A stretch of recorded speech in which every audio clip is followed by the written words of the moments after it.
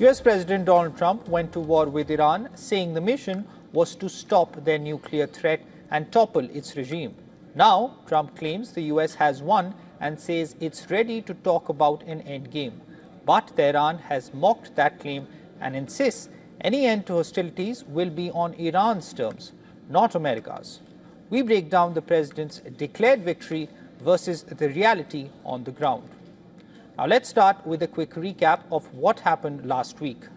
On March 21st, Trump issued a 48-hour ultimatum on Truth Social threatening to hit and obliterate Iran's energy infrastructure unless Tehran complied with the US demands.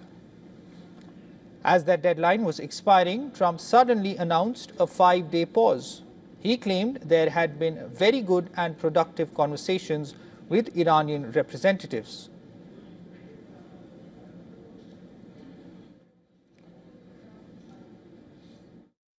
But we'll see what happens. I think there's a very good chance we're going to end up in a deal.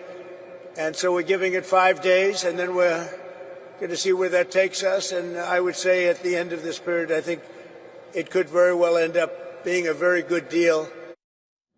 And on Thursday again, Trump announced a second, longer postponement, this time pausing for an additional 10 days.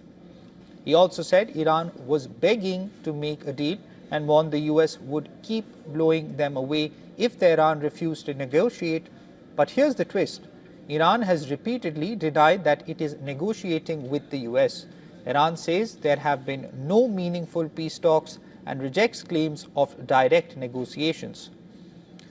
So this brings us to these questions. Did Trump miscalculate, and is he losing this war?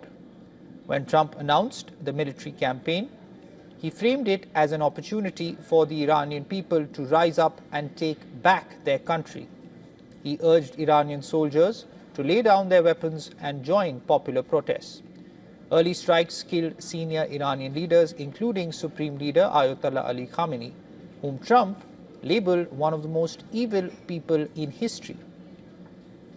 At the start, Trump publicly linked Iranian internal dissent to his own military strategy, suggesting that pressure from the battlefield would help spark a revolution.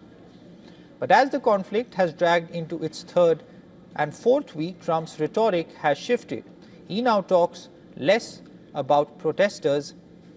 Earlier in the campaign, he pointed to the US operation in Venezuela as a model for regime change. But that comparison hasn't materialized in Iran. Meanwhile, Iran has moved forward with its own leadership transition. Mujtaba Khamenei, the son of the late Supreme Leader Ayatollah Ali Khamenei, has been installed as the new Supreme Leader, signaling that Tehran isn't retreating or collapsing. One of Trump's consistent public goals has been to prevent Iran from developing a nuclear weapon. However, Tehran has always denied seeking nuclear weapons, insisting its nuclear program is intended for peaceful purposes. The Strait of Hormuz wasn't cited as a reason for starting the war, but reopening it became a key goal after Iran partially closed the passage in retaliation. The strait remains largely blocked, and Trump's efforts to reopen it have so far failed. He has also tried to recruit other national leaders to join a military coalition to address the threat. At times, he has called these nations cowards and even threatened to reconsider the US relationship with NATO. Now, after 4 weeks of war, one thing has become clear. Without real engagement between the US and Iran, the conflict risks spiraling out of control.